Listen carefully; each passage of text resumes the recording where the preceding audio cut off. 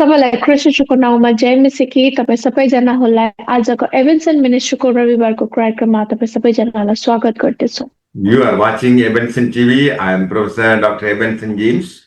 For today's meditation, let us turn to Hebrews chapter 4, verse 16. आज हामी अध्ययन गर्नेछौँ हेब्रूको पुस्तक 4को 16 पद। Let us therefore come boldly unto the throne of grace, that we may obtain mercy and find grace to help in time of need. यसकारण साहससँग अनुग्रहको सिंहासनको नजिक जाऊ र खाँचोको समयमा सहायता पाउनलाई कृपा र अनुग्रह प्राप्त गर्न सकौ। Boldness is behavior born out of belief. अनि साहस चाहिँ आज हामीले विश्वास गरेको माथि निर्भर हुन्छन्। What you pray for reflects what you believe about God. अनि हामीले जे प्रार्थना गर्छौं त्यो चाहिँ आज हामीले प्रभुलाई कसरी विश्वास गरेको छौं माथि निर्भर हुन्छन्। Peter and John went up to the temple and said to the man who had been lame, rise up and walk in the name of Jesus Christ. पत्रुस र यूहन्ना मन्दिरको तर्फ गइरहेको हुन्छ त्यति बेला उले एउटा लङ्गडालाई देख्छन् र उले यसरी गरेर भन्छन् कि नाजरेथ येशू ख्रीष्टको नाउँमा हिलडुल गर अनि त्यो लङ्गडा चाहिँ खडा भएर हिलडुल गर्छन्। All of a sudden, miraculously, this man began walking, leaping and praising God. अनि आश्चर्य प्रकारले यो मानिस चाहिँ खडा हुन्छ र परमेश्वरको जय जयकार गर्छन् उफ्रिँदै। The Sanhedrin, the 70 most powerful leaders in Israel, arrested them and demanded, by what name, by what authority are you doing these things? अनि त्यहाँ भएको यहुदीहरूले उनीहरूलाई गिरफ्तार गरेर लान्छन् र अनि सोच्छन् कि कसको नाउँमा र कसको अधिकारमा तिमीले यो कामहरू गरिरहेको छौ। They said, it was not by our power, rather we are doing this in the name of Jesus Christ, the man whom you crucified, but God raised him from the dead. अनि उहाँले यसरी गरेर त्यहाँ गवाई भन्छन् कि यो हाम्रो सामर्थ्यले हैन तर येशू ख्रीष्टको सामर्थ्यले हो जसलाई चाहिँ तिमीहरूले क्रुसमा टाङ्ग्यौ अनि परमेश्वरले चाहिँ उहाँलाई 3 दिन बाद बौडी उठाउनु भयो। It took a lot of boldness for them to say this. अनि यो कुरालाई भन्नु लागि उनीहरुकोमा धेरै साहस चाहिएको थियो त्यति बेला। Those Jewish leaders really wanted to keep them in prison.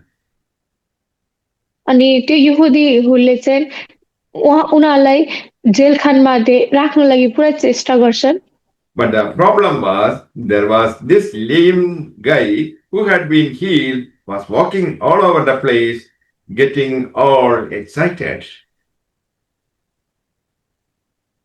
अनि समस्या चाहिँ एउटै थियो कि जो लङ्गडा थियो त्यो मानिस चाहिँ हिलडुल गरिरहेको थियो।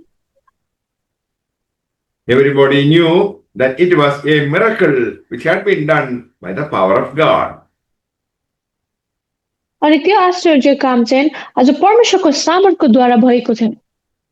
They were afraid of the people and they had to release Peter and John. अनि उनीहरु चाहिँ मानिसहरुसँग भयभीत भएर चाहिँ यूहन्ना र पत्रुसलाई चाहिँ छोड्नु बाध्य भए। They prayed, Lord, look upon their threats and grant us boldness to speak. अनि उनीहरूले प्रार्थना गर्यो कि प्रभु तिनीहरुको धम्की माथि नजर गर्नुहोस् र तपाईको दासहरुसित पूरा साहससित तपाईको वचन बोल्न दिनुहोस्। Boldness does not make us being more comfortable. र साहसले चाहिँ आज हामीलाई सुविधामा पार्दैन। Boldness is for the benefit of someone else. साहस चाहिँ आज अरूको भलाइको लागि हो। Most of the things we pray for are self-centered. हामी धेरै समय आफ्नो आफ्नो लागि मात्रै प्रार्थना गर्छौं। When you pray for boldness, God will answer that prayer and use you. अनि जति बेला हामी साहसको साथ प्रार्थना गर्छौं त्यति बेला परमेश्वरले सुन्नुहुन्छ र परमेश्वरले तपाईलाई इस्तेमाल गर्नुहुन्छ। Pray to give you eyes to see the needs of others. प्रार्थना गर्नुहोस् कि तपाईले यो दृष्टि पाउन् कि अरूको खाँचोलाई हेर्न सकौं। Prayers of the early church changed them. पहिलाको मण्डलीहरुको प्रार्थनाले चाहिँ उनीहरुलाई बदलाव लिएर आयो। At one time, they were timid and afraid, embarrassed and ashamed. एक समय थियो कि उनीहरु डराउँथ्यो, भयभीत हुन्थ्यो, शरम गर्थ्यो र लाजुक हुन्थ्यो। But through the prayers, God transformed them into courageous people.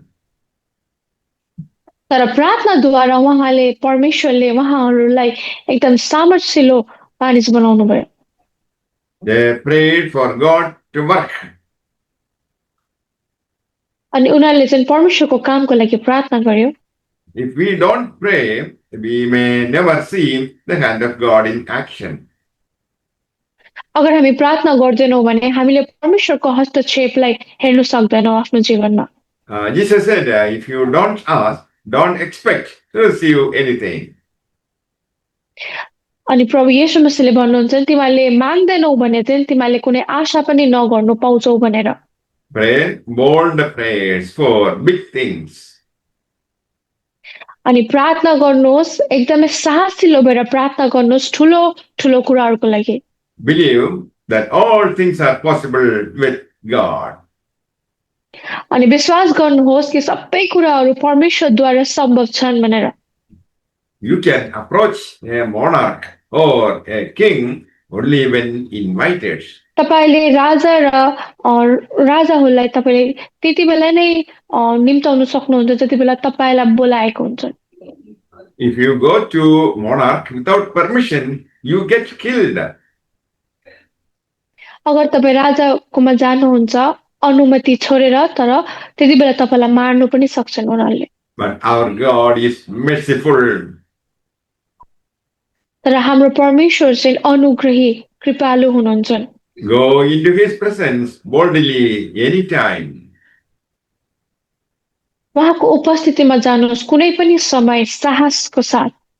Go near him with confidence.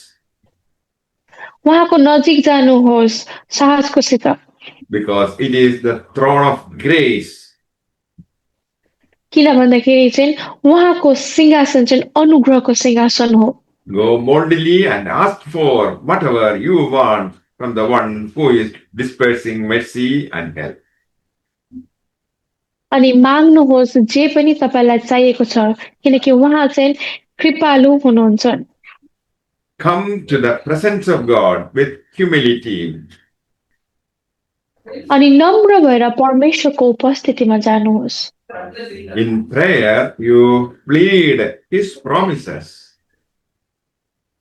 अनि प्रार्थनामा उहाँको वचनलाई तपाईले बारम्बार तपाईले उहाँको प्रतिज्ञालाई पढ्नुहोस्। Delights the heart of God when you plead the promises. अनि परमेश्वरको हृदय चाहिँ प्रसन्न हुन्छ जति बेला हामीले उहाँको प्रतिज्ञालाई उच्चारण र वर्णन गर्छौं। If we ask anything within the framework of his will, we will receive it. अनि हामी जे कुरा पनि माग्छौं उहाँको इच्छाको द्वारा त्यति बेला हामी प्राप्त गर्छौं। Bible says how much the heavenly Father gives Holy Spirit to those who ask him. अनि बाइबलले भन्छन् कि परमेश्वर पिताले कति अनुग्रही साथ पवित्र आत्मालाई दिनुहुन्छ जसले उहाँलाई माग्छन्। Holy Spirit is the source of all our blessings. अनि पवित्र आत्मा चाहिँ हाम्रो हरेक आशीषको स्रोत हुनुहुन्छ। Heavenly Father withholds no good thing from those who walk uprightly.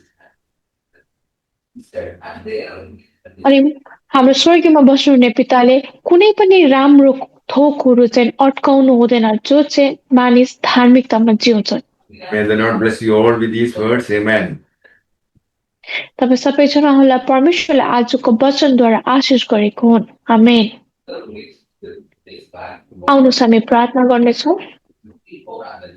सर्वशक्तिमान जिउँदो पवित्र परमेश्वर बाबा, हामी तपाईँलाई धन्यवाद चढाउँछौँ। तपाईँलाई महिमा हुन् प्रभुजी। आजको वचनद्वारा, आजको कार्यक्रमद्वारा तपाईँले परमेश्वर एभेन्सन मिनिस्ट्रीलाई धेरै धेरै आशिष गर्नुहोस्। अझ हामीले जति पनि भाषाहरूमा परमेश्वर प्रभुजी तपाईँको वचनलाई प्रभुजी आज ट्रान्सलेट गरेर प्रचारहरू गरिरहेछौँ। तपाईँले प्रत्येक मानिसहरूलाई परमेश्वर प्रभुजी यो मेसेजहरू पुग्नुमा सहायता मद्दत गर्नुहोस्। तपाईँले छुटकारा दिनुहोस्, तपाईँले स्वतन्त्र पार्नुहोस्, तपाईँको सत्यको चाहिँ प्रचार भएको हुन् प्रभुजी। प्रभु म प्रार्थना गर्छु परमेश्वर प्रभु, जतिजनाले यो वचनहरू सुनिरहेका छन् तपाईँले अझै नै साहसी बनाउनुहोस् प्रभुजी, किनकि तपाईँ अनुग्रही परमेश्वर हुनुहुन्छ। तपाईँले परमेश्वर प्रभुजी न्याय गर्नु हुँदैन परमेश्वर, तपाईँले जज गर्नु हुँदैन। जति बेला हामी तपाईँको अगाडि आउँछौँ तर तपाईँले आज हामीलाई परमेश्वर कृपाले अनुग्रहले भरेर प्रभुजी आज हाम्रो खाँचोलाई, आज हाम्रो घटी कमीहरूलाई तपाईँले पुरा गर्नुहुन्छ। आज हामीलाई शुद्ध पवित्र पार्नुहुन्छ र तपाईँको स्वर्गीयको लागि परमेश्वर प्रभु तयारी गर्नुहुन्छ। प्रभु म तपाईँलाई धेरै धेरै धन्यवाद चढाउँछु प्रभुजी। आजको वचनको आशिषहरू परमेश्वर प्रभु तपाईँ सबैजनालाई सुन्नेलाई, आज हामी बोल्नेलाई तपाईँले दिनुहोस् पनि यो छोटो बिन्ती प्रार्थना माग्छौँ एकमात्र जीवित पवित्र परमेश्वर प्रभु येशू ख्रीष्टको नाममा। आमेन। The love of the Father, the grace of Jesus Christ, and the presence of the Holy Spirit be with you all forever. Amen. परमेश्वर पिताको प्रेम, प्रभु येशू ख्रीष्टको अनुग्रह र पवित्र आत्माको सङ्गति र शान्ति हामीसँग सदा सर्वदा रहिरहेको। आमेन। Amen.